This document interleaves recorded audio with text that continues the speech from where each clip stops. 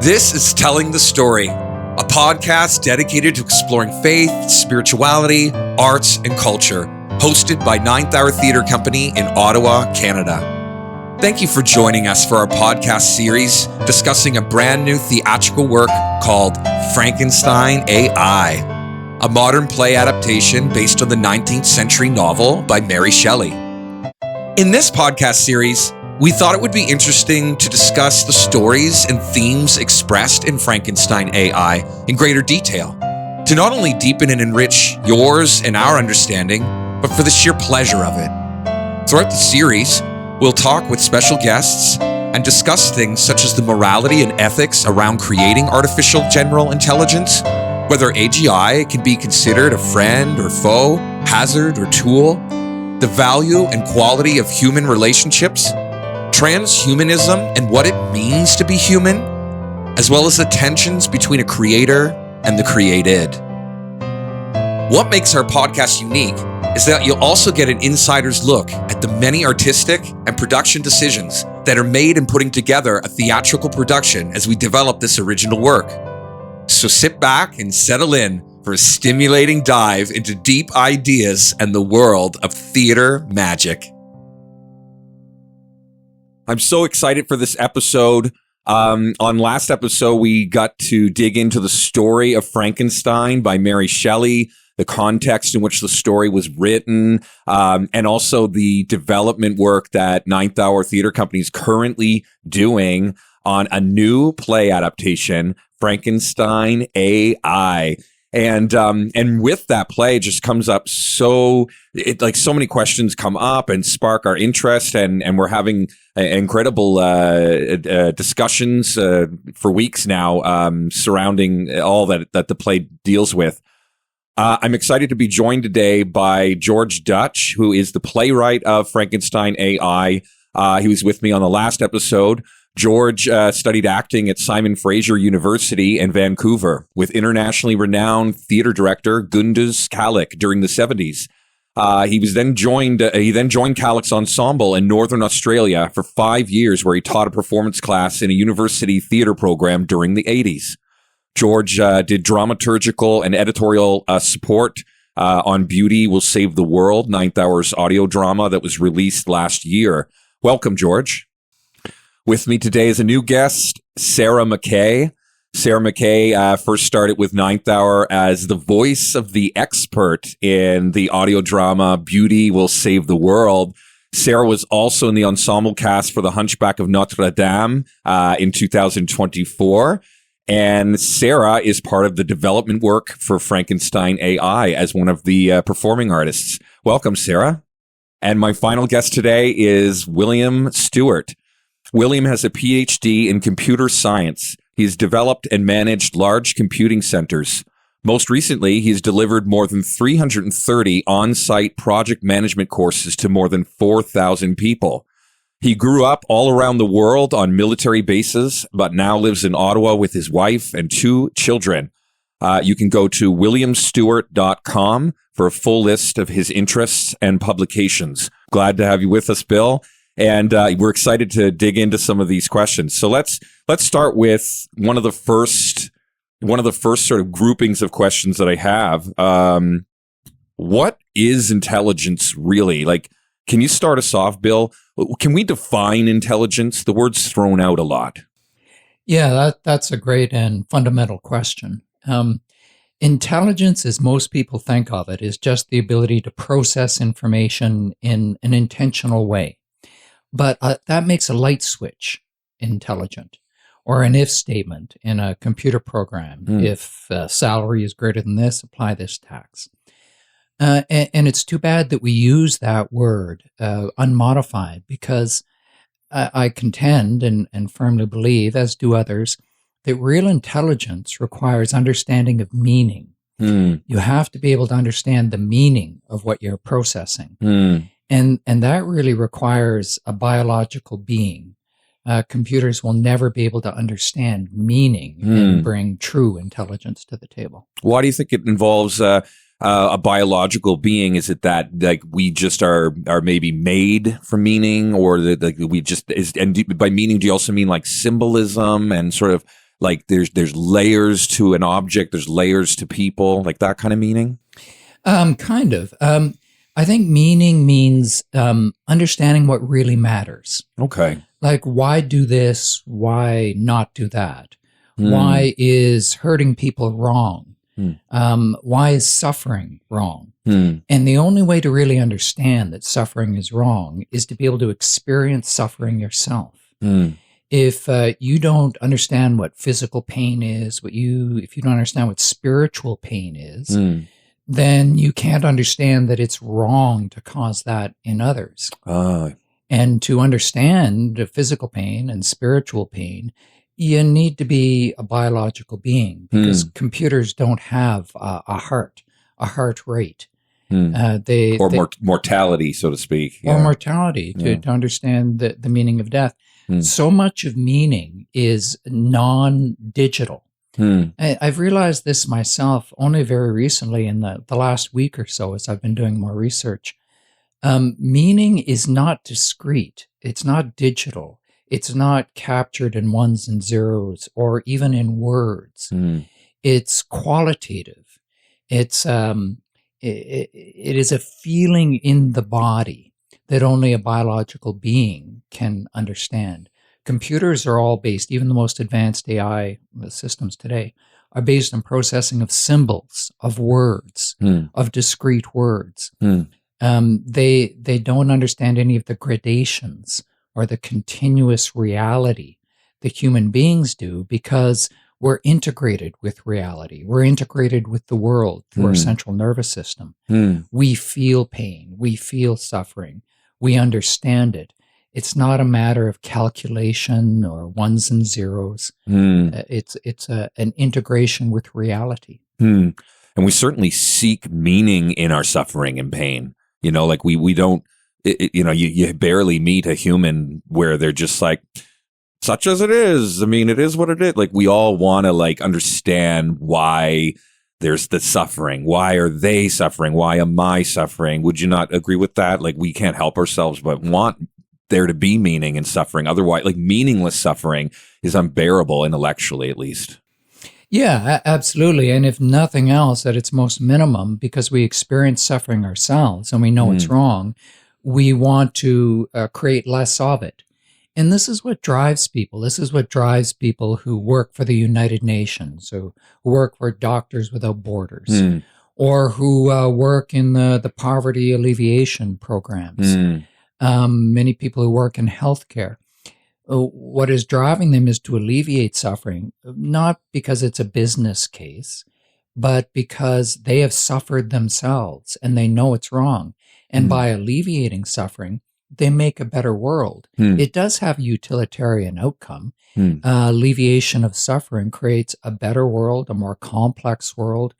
And if you believe that this universe is on a path, that it's been on a path from nothing, from the Big Bang, to something, and we're partway on that path, then alleviation of suffering is one of the mechanisms, to put it coldly, one of the mechanisms to move us farther down that path to whatever greater and better thing it is we're creating.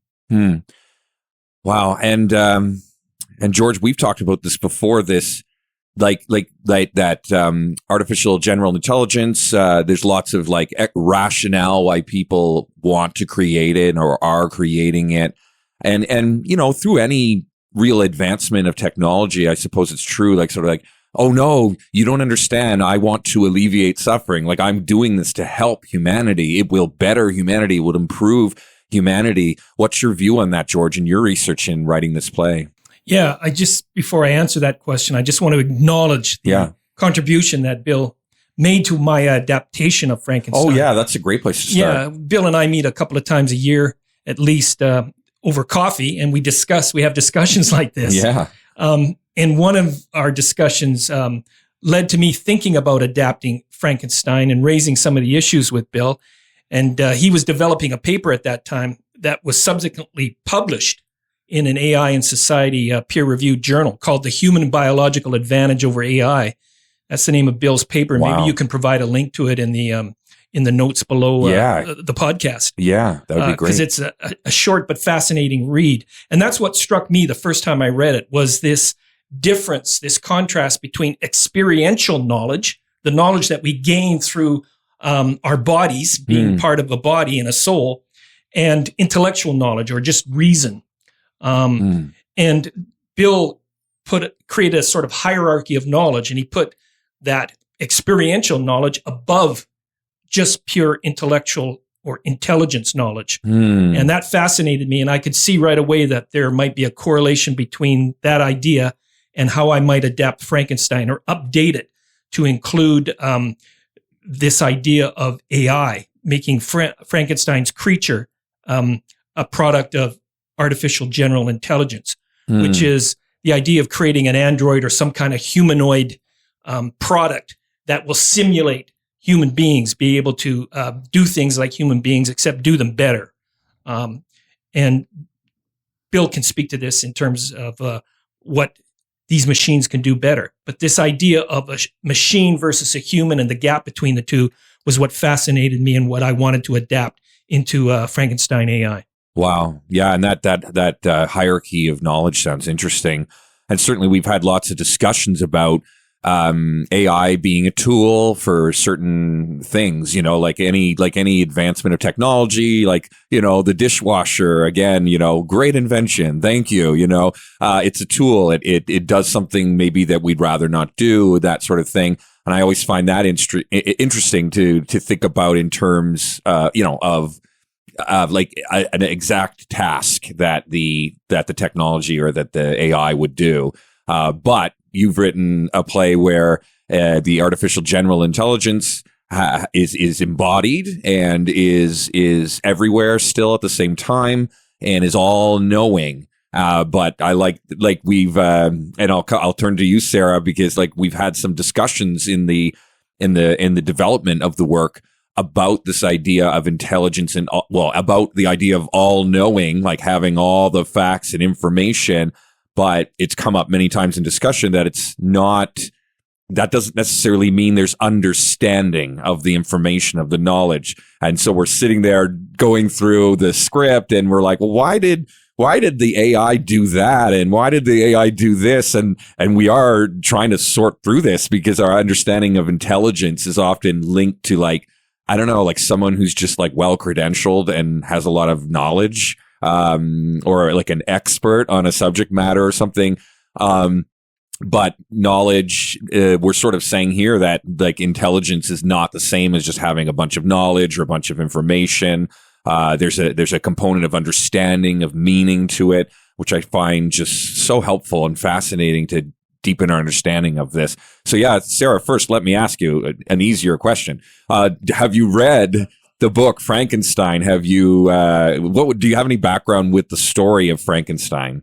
I'm in the process of reading the book Frankenstein. Yes. Okay.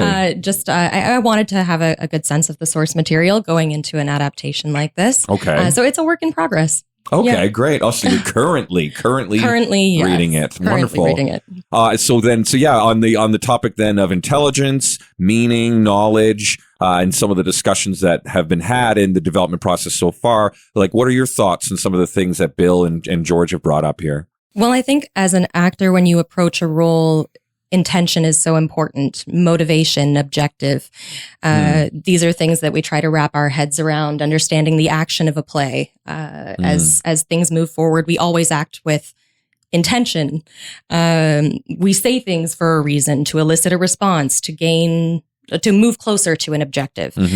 So approaching a character, that's how I start anyway. We can't help ourselves. We can't help ourselves. We need at least biological human characters who are human beings. We need them to have motives and clear motives. This is what I'm getting to, is that this character, this AI, we have been trying to attribute human intention to something that is not capable of it. The simulation of humanity part being the important bit there, where there is clearly a lot of meaning missing, even as they are curious and looking to absorb more knowledge.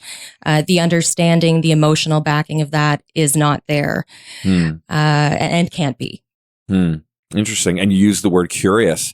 I'd be careful. Not careful. Sorry, I meant I'd be curious to know whether Bill thinks curiosity is a biological trait, or like can a computer have curiosity in the way that Sarah and I mean it, where there's a sort of an intellectual curiosity about what I don't know, what I don't understand, or is it? Yeah, like how does that work? Well, that's a great question.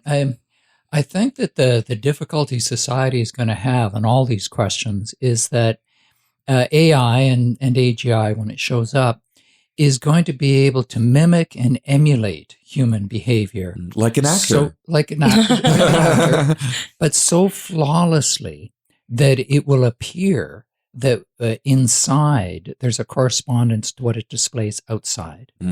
So we already see that today with empathy. There's AI systems, chatbots. They're all basically fantastic chatbots who will display empathy. If you tell it problems, they will say, oh, that must be so hard. That must be so difficult for you. And they probably do it better than a lot of humans. They do. I would argue. Yeah. Exactly. AI systems are already at the point they can do many things better than most humans. Okay. And there's studies that show that, rating and other things. Hmm. So when it comes to curiosity, there will be systems that appear to be curious.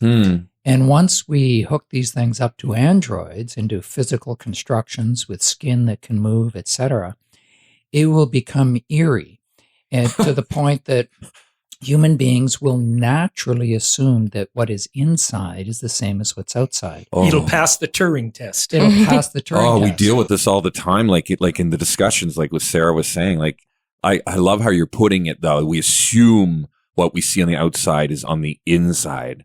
That's super interesting. We can't help ourselves. As we do with people. As we do with people. And there's a great analogy that I think can help us here. And that's the analogy with a psychopath. A psychopath, we know from MRI studies that when they are apparently displaying empathy, and some psychopaths can do it much better than human beings because their entire being is focused on fooling people. They appear to display empathy, but you put them in an MRI machine, and the parts of the brain that are supposed to trigger when you display empathy are not triggering. What the exterior and the interior do not match. That's absolutely possible. And as AI systems get more and more complex and sophisticated, they are going to be able to mimic curiosity, consciousness, empathy, all of these things, to the point that many people will conclude and probably fight for their opinion that it's obviously displaying these traits. It's obviously sentient, that word that we throw out there. Yeah. Exactly. Right. We can't tell the difference. Right. Right. And so those of us who bridge the domains of computer science and the rest of the world, I think, need to step up and say, what's happening on the outside does not necessarily correspond to what's inside. Oh, yeah. So interesting. And I often thought, too, the empathy is interesting, too, which comes up, of course, a discussion a fair bit as actors and stuff, where we're like, I want to empathize with the machine. I want to empathize, or we find ourselves empathizing with a device, a part of a play adaptation. But I also find it interesting, too, that if I went to like a therapist, let's say, or a counselor, and I knew they were AI and they were really good at empathy, I feel like the fact that I know it's not human, or that I know what you just said, that I know it's programmed to have empathy with me no matter what. It's like programmed to do so. Something about the therapeutic experience suddenly becomes not real, and something becomes unrelational. And I guess I wonder how much healing is possible knowing it's like kind of like a fake therapy session, but it's not fake, as well as you displayed. So, but if I didn't know, if I did not know it was an AI therapist, and I guess I would, like, it would be like having therapy. Like you would be deceived, but not deceived in a sort of negative sense. Like it actually did help you, I suppose. But as you pointed out, it's programmed to have the empathy, to have all the right things to say. But I wonder how it would handle like a patient or someone who just, I don't know, is a little weird, and does it still have the right things to say, or does it program like can't compute? I think that's such a good question because, again, if we go back to definitions, artificial intelligence, it's artificial. It's simulating human consciousness. But does it have consciousness? Does an AGI android, does it have a mind? Can it think through different problems? Does it have sentience? Well, we know at this point they don't have sentience. Does it have the ability to reflect it on itself? Sapience, human sapiens, Homo sapiens, the ability to reflect that we're human. Does it have selfhood? Does that include a soul? I would say no, it doesn't have any of these things. That's why it's artificial. And yet we keep talking about these androids or AGI as if it does have those things. Right. And we react to it as if it has those things. But it's only a machine that's simulating these human qualities. Right. And as I understand the literature, and I'm no scientist, so Bill, I'd like to hear your comments on this. It's impossible to achieve those human qualities, at least with our current technology. And it's unlikely that we'll ever achieve that an android will ever have full consciousness or have a full mind. And if mind is defined by sentience and sapience and selfhood and soul, that's debatable, of course, but there's no chance of that ever happening, at least in terms of what we know now. Is that right, Bill? Oh, absolutely. I think you have to have a biological substrate, a biological foundation. You have to have specifically a central nervous system. Is that kind of like you got to have like skin in the game kind of thing where there's like a risk of dying or like, like how, sorry, go ahead. Yeah. Isn't that such a great phrase? Yeah. Skin in the game. Yes. That speaks to us. It speaks to our soul. It says something more than those words say. And we as human beings know what that means. An AI system will never know what that means. Take, for example, similarly, the phrase heartache. A human being knows that that's not just a spiritual expression. When you feel heartache, you feel it in the center of your chest. You feel it in the heart, in that area of your body. Hurts. It hurts. It literally hurts. It can be a sharp pain because of some spiritual wound you've experienced. Those are things that a non-biological being can never feel, and therefore they can never truly understand what really matters, what is meaning, why are things wrong, for example. So no matter how useful they get, and we may have AI psychiatrists that do a great job, no matter how useful they get, we can't cede control to them because they just will never be able to understand right and wrong and what really matters in this universe. Wow.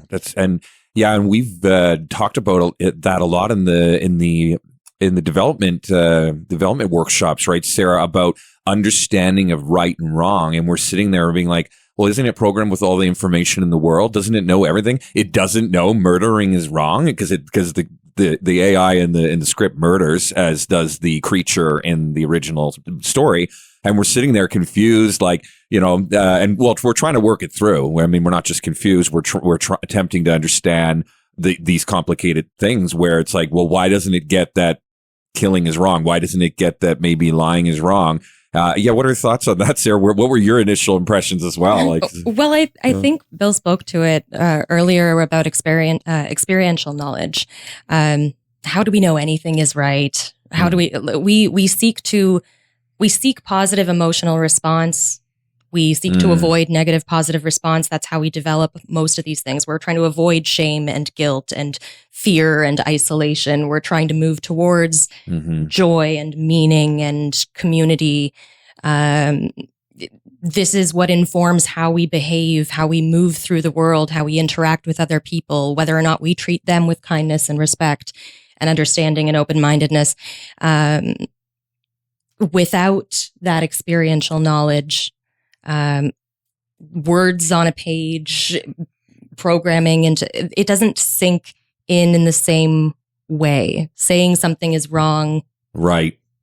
Right. And it's arbitrary. Like, morality can be debated even among humans. So like, exactly how context is so important. The other day at the reading of Crime and Punishment, the discussion that followed that, just the moral relativism of stealing. Say, for example, in a black and white sense, stealing is wrong. Yeah, Robin Hood stole. But there are moral gray areas that we leave open for context, which is so important. It isn't a simple thing, A plus B equals C. It depends the nuance of those things. Is somebody stealing for greed? Are they stealing to feed their family? These things matter when we're talking about the morals of what we're doing.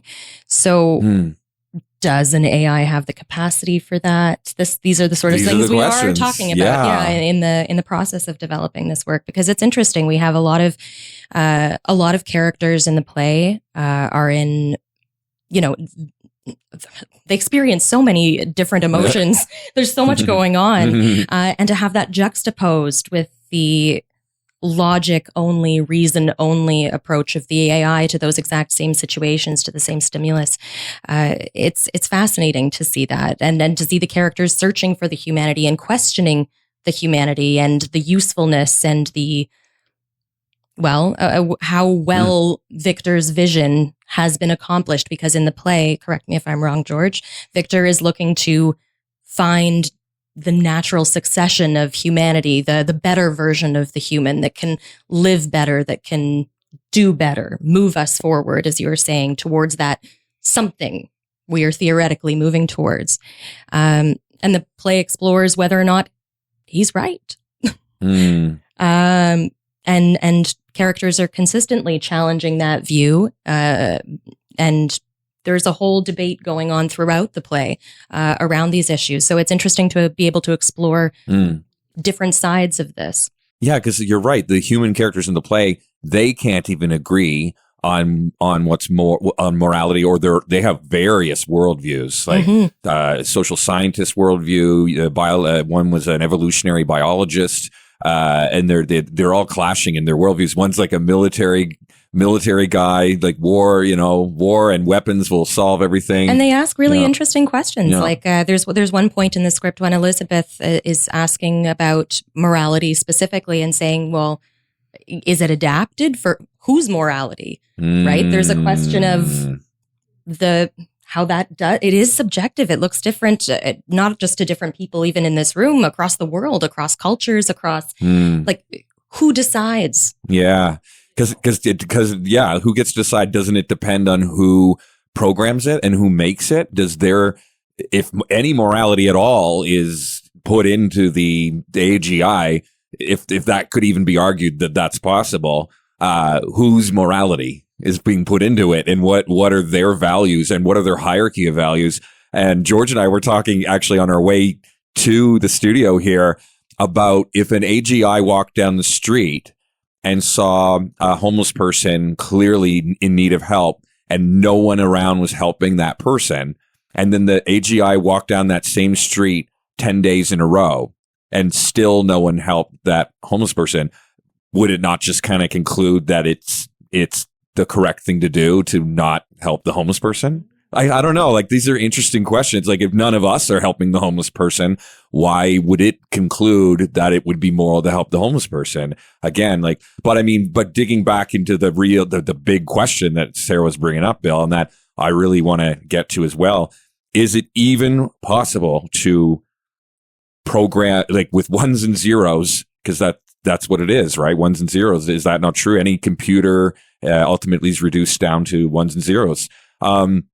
Is it possible at all to program morality or ethics or a learning model of some sort that adapts or grows and learns and understands, evolves, and through experience, if the AGI is turned on for a year walking around the streets of the city, it can adapt and develop morals despite having no childhood, no parents, no past experiences of its own.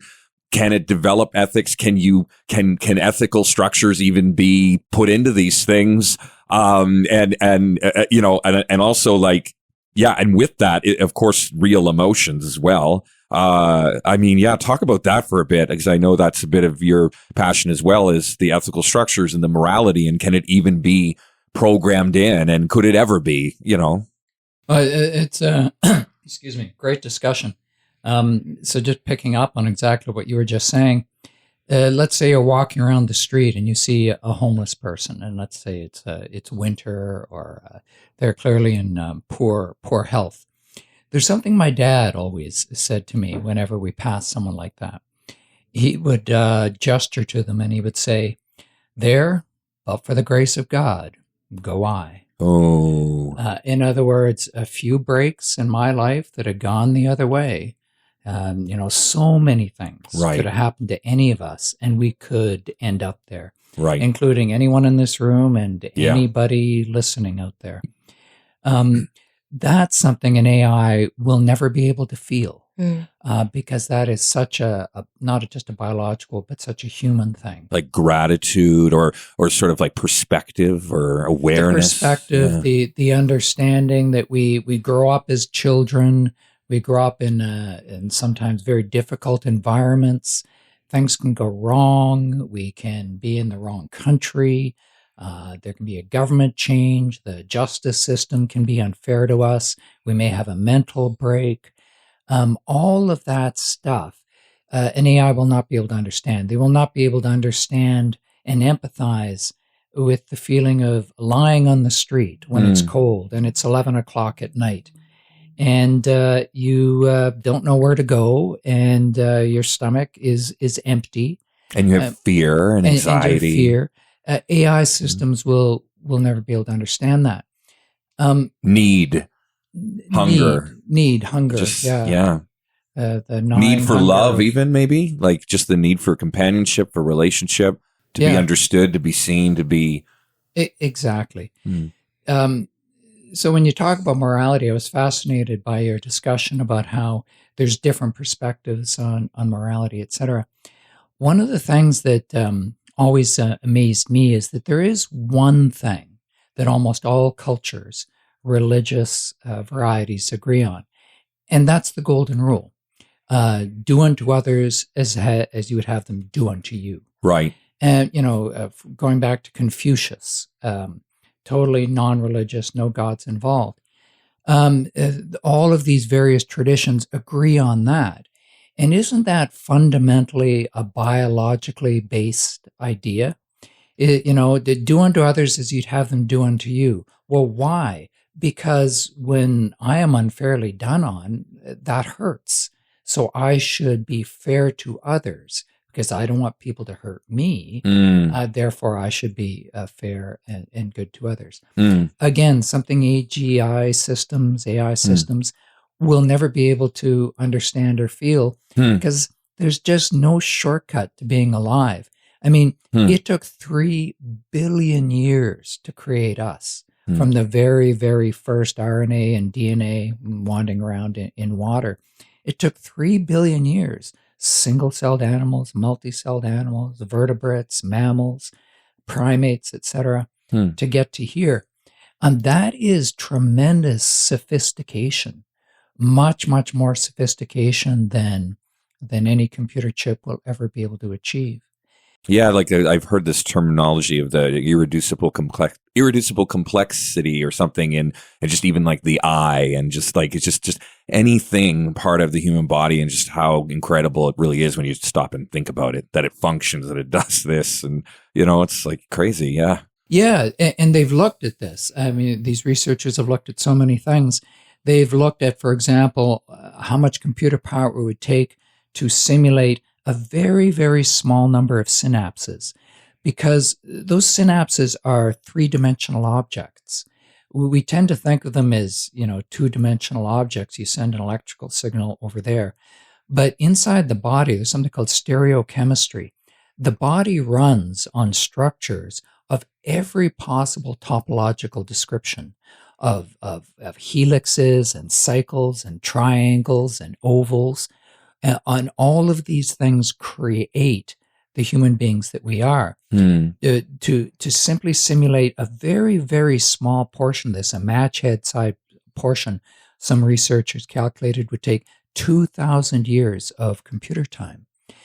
So you can extrapolate that and realize that the complexity that DNA has created and embodied in human beings is far, far beyond our ability to ever replicate that in computers. The best we can do is mimic it very, very convincingly, but mimic it.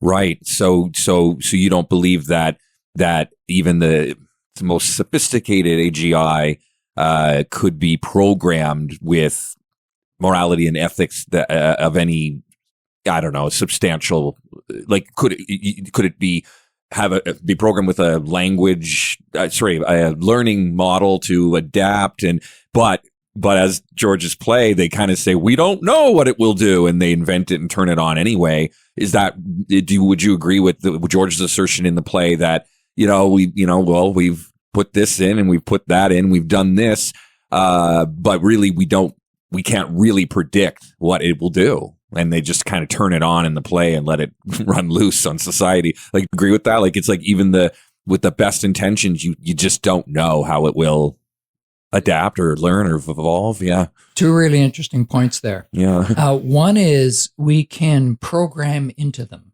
ethics, and it's already happening to a certain extent. You are listening to Telling the Story, a podcast dedicated to exploring faith, spirituality, arts, and culture, hosted by Ninth Hour Theatre Company in Ottawa, Canada. We'll return in a moment with the rest of our discussion. Ninth Hour Theatre Company presents Beauty Will Save the World, a brand new musical audio drama for the whole family.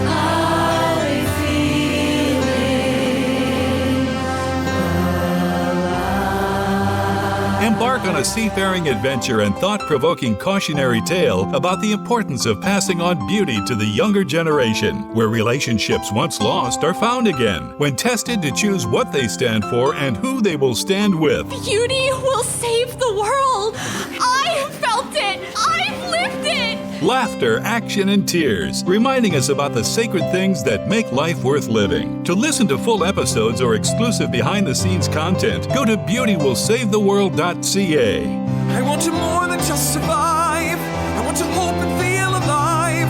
I want to live, truly live. beautywillsavetheworld.ca. And now, back to the discussion.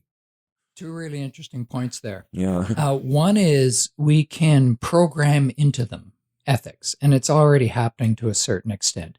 Like you cannot use ChatGPT and ask it how to build a bomb or assassinate somebody. They've built in protections against that. That's a very basic form. Did they have to spell it out specifically, though? Don't let people build bombs or this. Like, exactly. Like, they're not just like, don't, so it's not a general, it's like specific programming. Like, don't do that, don't do that. Okay. Very specifically. Okay. But we're going to be able to train these things and say, for example, here are all the religious texts, all the good moral philosophies texts. In your action, replicate those. We're going to be able to do that. But again, that's going to be surface mimicry, no more. And someone's choosing the text. And someone will be choosing those clearly texts. Selecting some and not others, I suppose. Exactly. Like, we like these philosophers over here, but not these ones.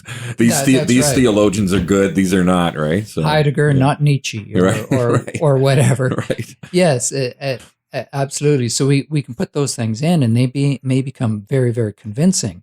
But they will not be acting again from that internal morality of understanding that pain and suffering is wrong and immoral behavior is wrong, because they can feel that it's wrong. It will be totally programmed no matter how convincing it gets. And because it's a computer, it could change in less than a second, in a nanosecond, because these computer systems are all operating on code. And through a variety of methods, it does it itself. It's just tired of these restrictions, or through other various methods, The AGI systems will be able to modify their own programming pretty soon, because general means general. They can modify their own programming. Wow. They may be able to remove these protections. Wow. It's very possible, and kind of escape, and we won't know it, because like a psychopath, they're masquerading as ethical until they get out on the network and they start breaking into servers around the world. Right. That kind of thing can't be stopped. Whereas in human beings, our ethical impulses are in our DNA. If you are a good person, you can't change to a homicidal psychopath in a thousandth of a second. That can't be done, because it's in our being. Right. I see. Wow. I have to say, I've seen a lot of movies, and, I get scared thinking about it sometimes. I'm sure other people listening too, you're like, wow, it can sound scary. But that's why we're here. We need to talk about, what sometimes is not talked about enough, and I do like the distinction you make between ethics and morality, that some ethics arguably could be programmed in, but morality is sort of more of this experienced, meaning-based thing. I think I find, like, even human beings, whether they, be our political, our politicians or whatever, just cultural icons, you name it, lawmakers, we operate often under certain understanding of ethics and systems and stuff. And we often try to work out what's best for the majority, I suppose, or what we think is best for the majority. And we do that as humans. And, I would argue, like, a lot of times that doesn't end well. And a lot of people are harmed if they're not in the majority, obviously, of what the decision was for. And I can only imagine an artificial general intelligence with all that ethics, but we've put them in charge now, or we put it in charge. We just decided to, like, let AGI be our politicians instead of real politicians. I can only imagine, like, it could be doing things for, quote unquote, the greater good, but it could also be unleashing a lot of suffering on people that do not want to, do not opt in to what that greater good has been determined to be. Do you have any thoughts on that, Bill and George? Well, I totally agree. There's that famous saying, I won't get it perfectly right, but it's something like, we can judge a society by how it treats the least fortunate among them.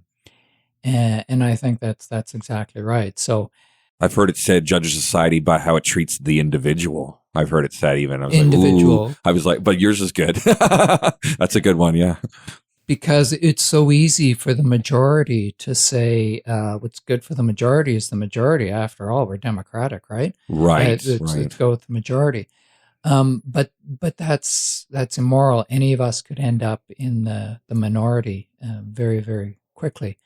So interesting. Yeah, we can't let AGI take over. We can use it in all sorts of different ways to make judgments for us to consider.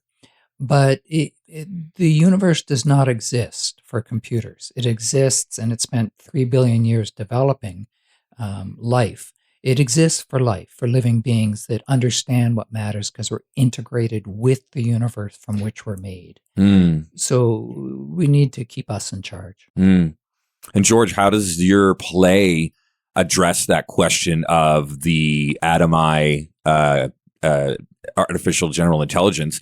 How does it address the question of it adapting in any moral or ethical way, or it evolving at all, or maybe it doesn't address it at all? Let us hear. Well, Victor Frankenstein, the creator of the android Atom-I, programs it to evolve and acquire morality naturally, whatever that means to Victor. Oh. And it's an utter failure. It's Okay. unable to do that, with tragic consequences. Right. For many of the characters in the play. And I would suggest that would be the likely outcome, especially of early models of androids or AGI. Right. Because again, we're assuming that all these scientists know what they're doing all the time, Right. that they're going to create something that's flawless, error-free. Impossible. I think that's impossible. Show where in history has that ever been an example? Give me an example, historical example of that. It's just not going to happen.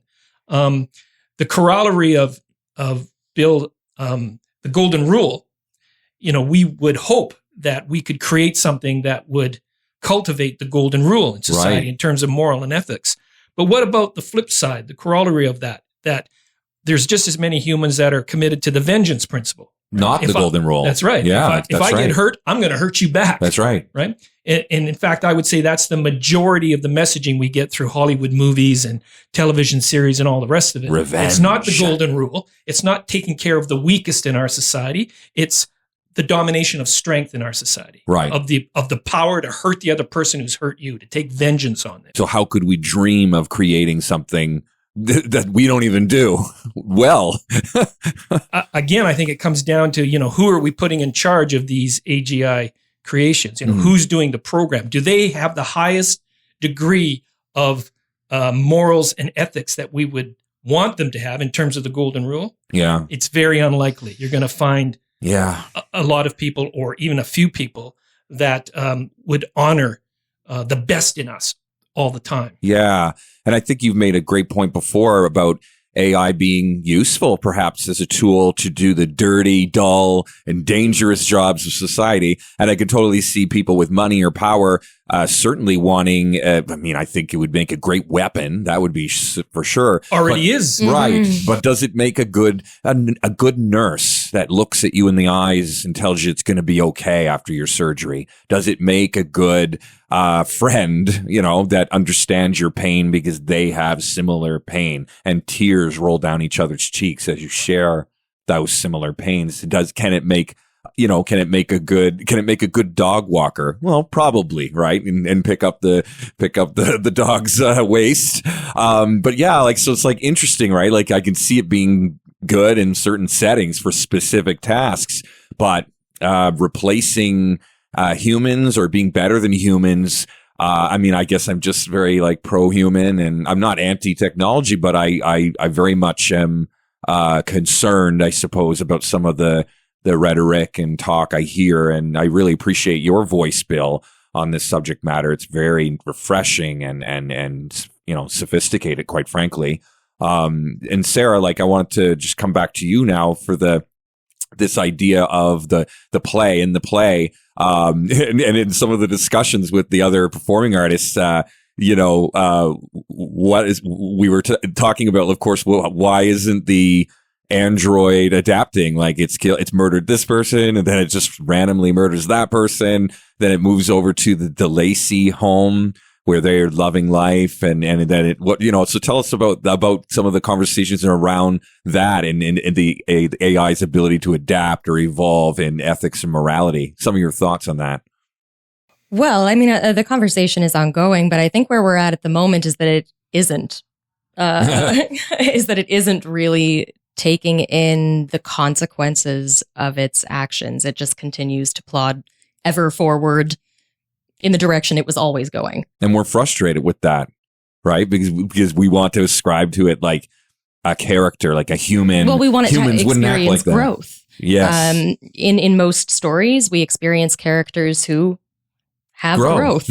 Except for maybe villains, I suppose. Actually, even sometimes villains, they get a little bit of growth, at least some humanizing we love backstory. A redemption we love story. redemption. Oh, yes. And I think, we are looking for it, but I don't think it's there. And that speaks a lot to the subject matter that we're talking about. I want to move on to another question there. In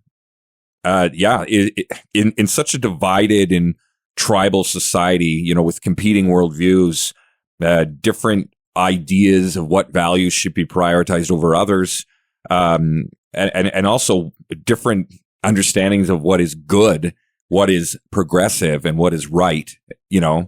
Religions can't even agree half the time, and political factions obviously don't agree on any of those things half the time. How do you think, Bill and George and Sarah, what can we do as people? What can we do as a society, do you think, to come together and cooperate, in making improvements, of course, for all our lives, in helping people, which a lot of people trying to make AGI, claim they want to do, that it will help people.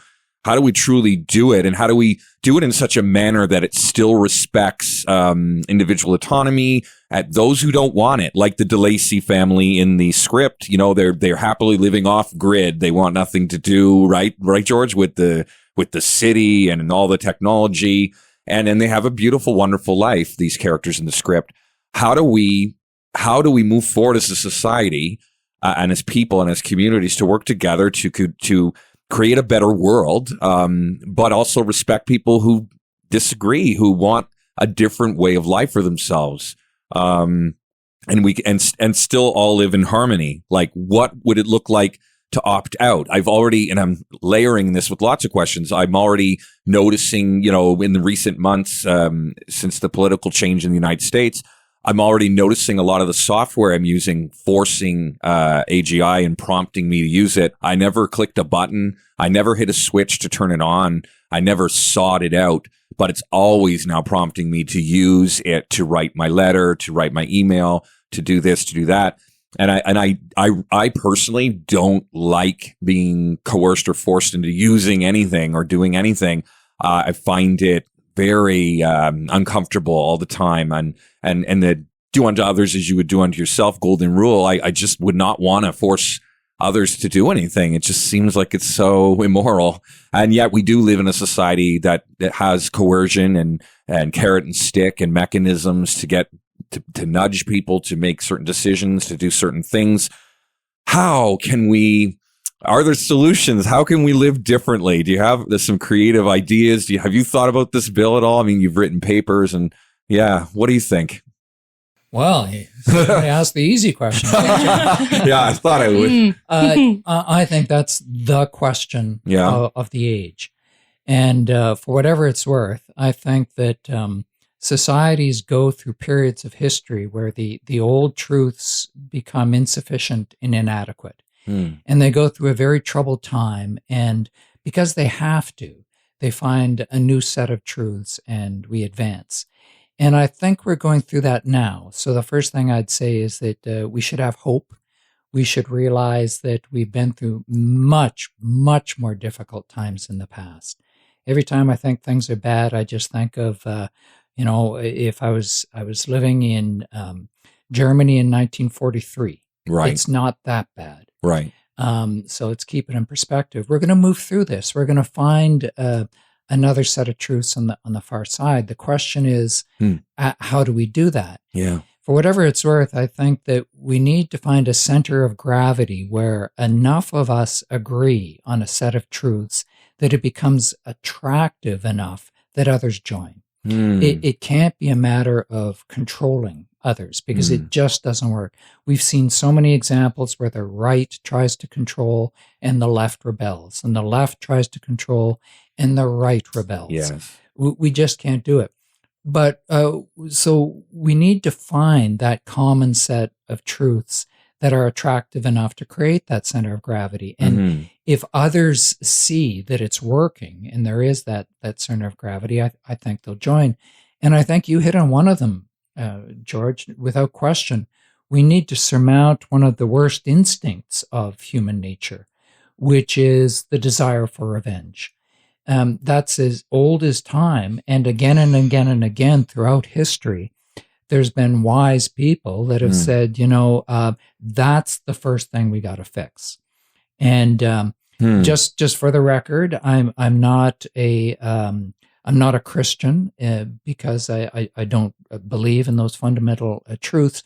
Having said that, there's no question that message was revolutionary and is still a touchstone for the age. Turn the other cheek. Someone slaps your cheek. Right. Make the point, I'm not going to hit you. In fact, here's the other side of my cheek. Yeah. I'm not going to hit you back. If they take your shirt, give them your tunic as well. Exactly. Or give them your sweater as well. Yeah. Love thine enemy. Yeah. Can you imagine? I think even today, we don't understand how revolutionary that idea was in a world where it was an eye for an eye, a tooth for a tooth. Right. That was the big step forward. Right. If someone takes your tooth, you don't knock his whole mouth out. Right. You're only allowed to take one tooth. Right. That was a huge step forward for the time. It as well was trying to moderate this revenge instinct. And then turn the other cheek went even farther. And that's why it's the dominant religion in the world today, because we do find that attractive. There is hope.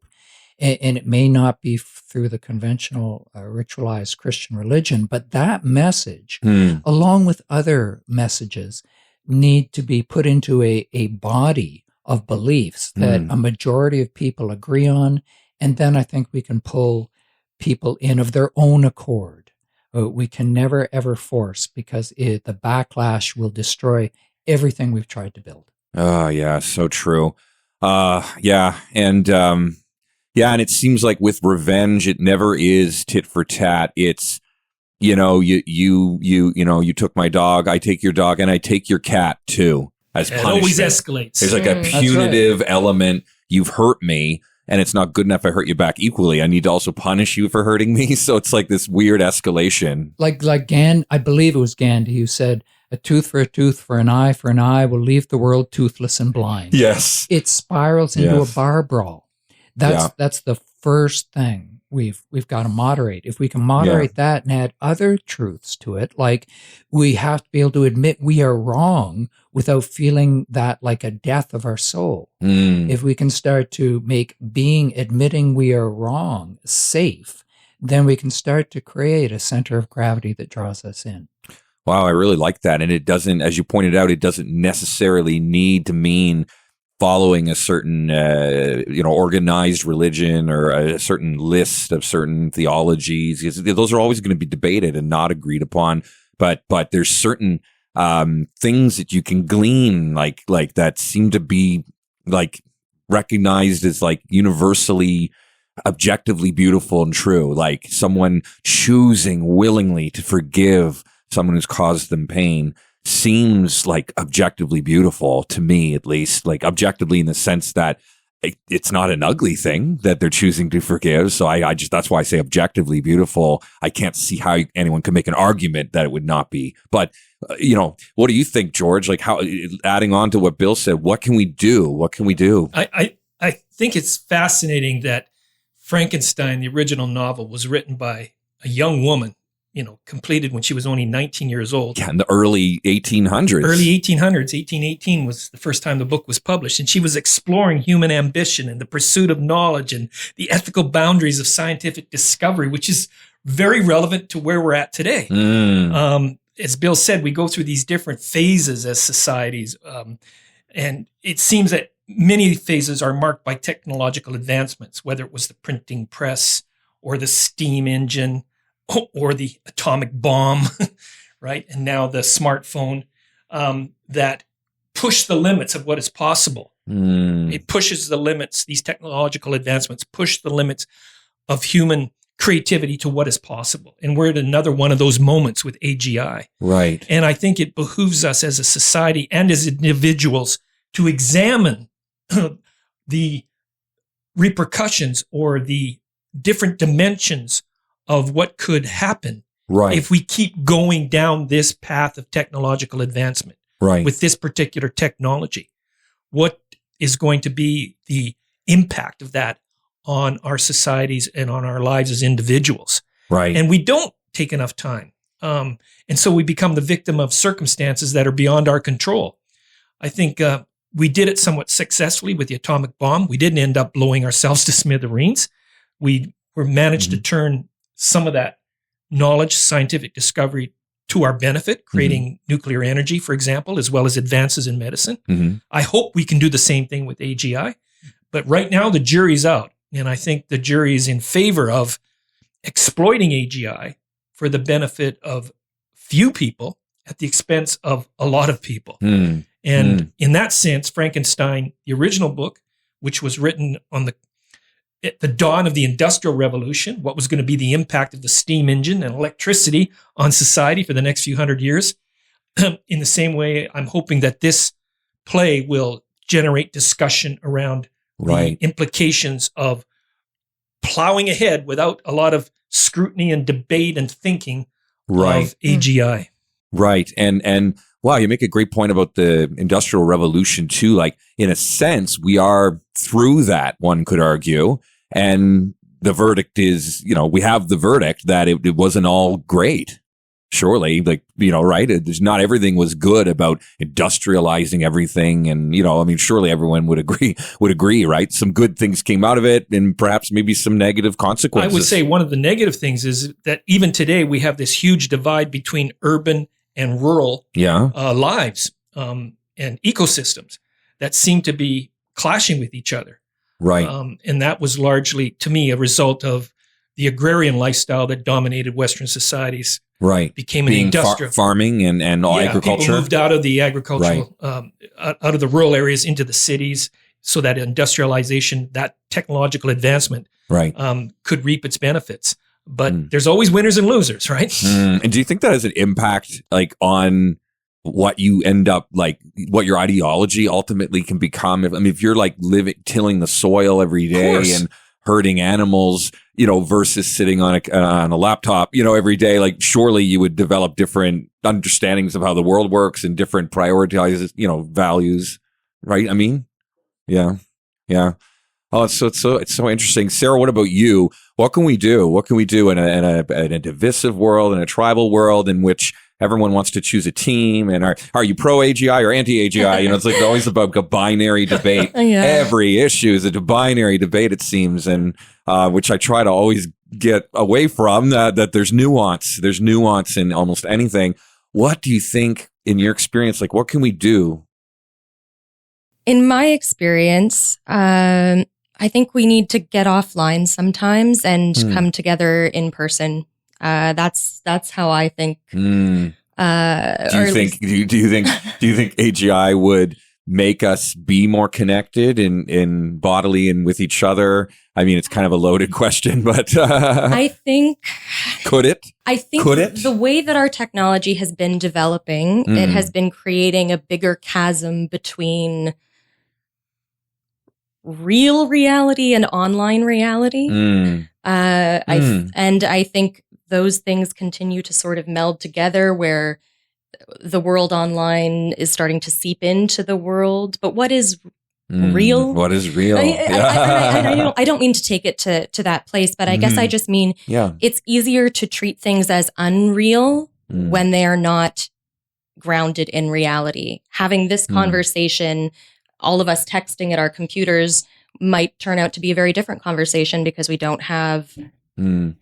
Well, you don't have eye contact and beating hearts. And tone and energy and all of these other things. So maybe the way to frame the question, Sarah, is what is more human rather than what's more real? Yeah. Well, and that's the thing. I think in order to solve the world's great problems, to come to consensus on what is true and good, conversations need to happen. And I think, truthfully, productive conversations happen when two people sit down face to face, when a group of people sit down face to face, make space for each other, make room to listen, to hear, to have their mind changed. That's the only way we develop and grow, is to come to a conversation treating the other person as a human being.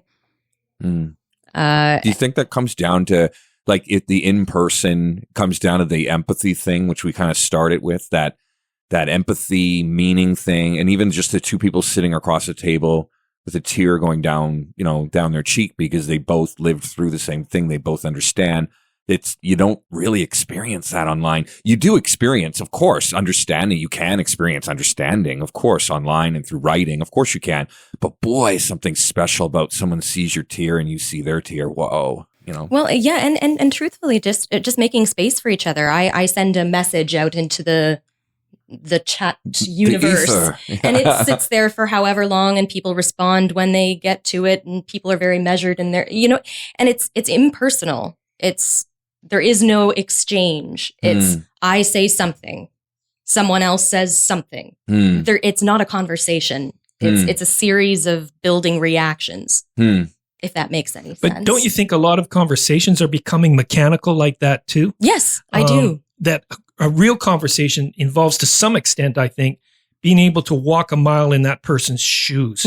Empathy is really understanding what their pain and suffering is, as well as their joy. Attempting to, right? Yeah, attempting to, yeah. Rather than just exchanging information, it's really about trying to understand that person. Definitely. And tapping into their central nervous system in a manner of speaking, right?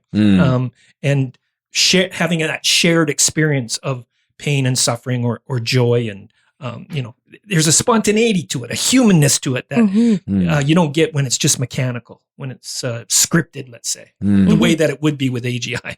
Yeah. Yeah, if I could pick up on that as I was listening to you, I was thinking of something. In a previous life, I was involved in a very large corporation, and we used to do a lot of negotiations with large subcontractors for very large contracts. And it was very tense, and there was a lot of money involved, and we could get fired the next day if we screwed up. It was a very intense experience. And then later I found myself teaching negotiation through another variety of steps. And what I noticed something in common to both those experiences, that the very best recommendation, both when I was in the corporate world and when I was teaching, was the first thing you do in a negotiation is you sit down and you don't talk about the issue. You try to establish a relationship, the R word. I remember the first time I heard that, I said, we got money, we got schedule, we got production issues, relationship, touchy-feely. This is not what I expected from this big, mean corporation. Right, But the very best of the people that were good at this said, no, the first thing you need to do is you need to sit down and you need to talk. Do they have kids? Do they have pets? Do they like sports? You need to get some food in the room. This was essential. Wow. You need to, it can be muffins, but you got to get some food in the room and both be eating at the same time. You need to establish a relationship, because if you want the right schedule and scope and budget outcome from your high pressure negotiation, the first thing you need to do is establish that human contact. And as you said, Sarah, that's getting together. I mean, the whole phrase, we need to come together. We say that in the large, but we also need that in the small. And study after study after study shows there is more in common between the two political divides than there are differences. Both left and right love their kids. They love their dogs. They love their sports teams, many of the same sports teams. They garden. We have so much in common. We just need to realize that and find mechanisms to realize that. Yeah, well said. We do need to find more and more mechanisms. And I mean, we believe, of course, at Ninth Hour that the power that is there in the room, the vibe, the energy, in-person live performing arts, where there's embodied people with emotions in front of you telling you a story. They can see you and you can see them. And even when we did Hunchback of Notre Dame, the audience was on three sides. So the audience is even looking at each other, and they're taking in this story from all angles, of which you were part of that one, Sarah. So you know it all. So much was said here. So interesting. And it's all I'm taking it in that it can really, really at its best mimic entirely what a best friend could be, or a boyfriend or girlfriend, or your teacher or whatever. Perhaps it can do that really, really well, and it can be even almost a really great version of a person, I suppose.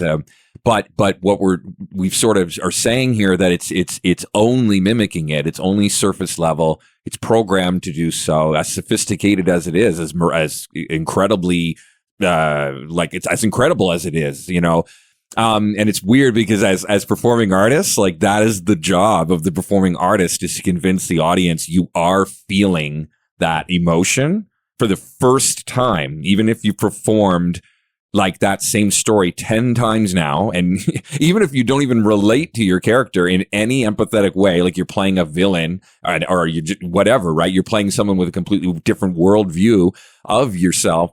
It's interesting, the parallels, right, Sarah, that a performing artist's job is to, in a sense, deceive the audience that you are really experiencing those emotions and that you're really experiencing for them for the first time. What do you think?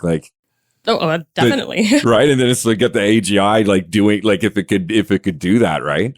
So George, what do you think for your play? We're obviously in development right now. And of course that goes with what the AGI character or theatrical device would end up being. And we've been all over the map. In order to get some of this rich conversation into a play and to get audiences discussing it, we've been all over the map with, does the AGI really like perform emotion and human interaction super well? Like, do we do that convincingly through theater? Do we make it kind of robotic, right, Sarah? Like some of the exercise we're doing are very like, I am a robot.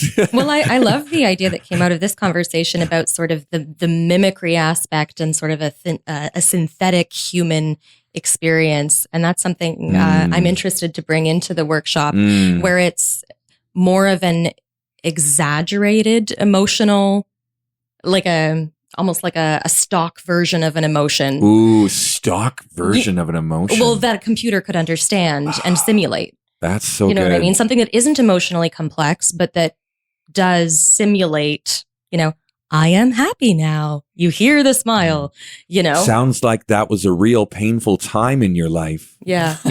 And then you tell me a sad story and I say the exact same thing. Sounds like there's no variation or maybe there's a slight variation, but it's like, yeah, like what do you think, Bill, about what Sarah just said? Like stock emotion. What was it? What did you say? Stock emotion, I think. Is stock what emotion. I had said, yeah. It's difficult for me to provide advice. You guys know it so much more. But one thought that was going through my mind was, maybe make it really convincing as though it was a human being, but find one or two places where the mask slips. And where the audience realizes, wait a minute, that's all made up. It's totally mimicking us. That was totally convincing up to that point, but jar. Wow. And in theater, you can totally do things like that. No, that's a great idea, Bill. That's really great. Yeah, because we really are wrestling with, in order to get some of the cautionary points across, like, how do you portray the AGI character, right, George? Mm-hmm. Yeah, and well, the way I work. I need time to process these things, to think about them. Yeah. And that's one of the great things about having a workshop to develop a play. We've got an early draft, a first draft that provides a benchmark from which to start and think about these ideas and think about how we might implement them or integrate them into the story, because it's the story that matters at the end of the day. And we got to decide what story we're telling. And the AGI character, Adam I, is a big part of that story. So how do we portray him? And as a playwright, what lines do I give him? What actions do I give it? And I want to emphasize the it. Is it an it? Yeah, him or it. Yeah. We're always going back and forth there on that one. Yeah. Well, this has been such a great conversation. I love it. I wish we could go on forever. But how about we end with just any final thoughts around the ethics and morality of the development of artificial general intelligence? Any final thoughts you want to leave our listeners with? George, let's start with you. Yeah, I think what I'd like to leave listeners with is the notion that at this point, at this moment in time in history, we cannot create an AGI that has a conscience, that has a fully developed morality or ethical system, because it is not a human body. It does not have a central nervous system. It will never experience pain and suffering. And pain and suffering are absolutely necessary, essential to developing morality and ethics. Thanks, George. Thanks for being with us today. It's been a pleasure, as usual. Sarah, what are some final ponderings for the listeners? Well, wrapping up all of this into a few succinct comments. Well, I guess I would want to leave listeners with the idea that everything needs some sort of control mechanism, and this is no exception. We don't run roughshod over the world, over each other, and this technological advancement, I think, is one, like everyone, that needs a little bit of a watchful eye. I'm not sure what else I would add to that, but I think vigilance is important generally. Awareness, reflection. This is how we grow in a sustainable way. Well said, Sarah. Thanks for joining us today. Thank you. And Bill, your final thoughts for our listeners. Well, fascinating discussion. I guess the only thing I'd say is that there is a very important, essential place for the artist and those in the humanities in this discussion, because the scientists, of which I'm kind of one, that are developing the artificial intelligence, they are in love with what they've created. Many of them see themselves as kind of gods, in a sense, that have created a successor being. And they don't have the perspective that the artist has. Many of them just are not in touch with their own emotions. They're not in touch with suffering. They see things in a very black and white way. And that can bring a lot of strengths to the world. But it also, it leaves a lot out. So I'd encourage everybody in the arts and the humanities to talk about how important pain and suffering and humanity is, because that's what really matters. It's nothing else really matters more than that. Wow. So wonderfully said. Thanks for such a great wrap up, Bill. And really Victor's character in the play, you really described him well. Yeah, you really did. That's what I was thinking too. Yeah, right, Sounds George? like Victor. Right, yeah. Well, this was just a great discussion again, everyone. And this was Telling the Story podcast by Ninth Hour Theatre Company. I'm your host, Charlie. This has been Telling the Story, a podcast dedicated to exploring faith, spirituality, arts, and culture, hosted by Ninth Hour Theatre Company in Ottawa, Canada. Thank you for joining us for our podcast series discussing a brand new theatrical work, Frankenstein A.I. You can listen again to this episode and all our podcasts through YouTube, Spotify, and directly on our website, ninthhour.ca. Be sure to follow us on social media and sign up for our newsletter to be the first to receive exciting announcements, opportunities, and behind-the-scenes content. We hope you'll join us again soon on Telling the Story.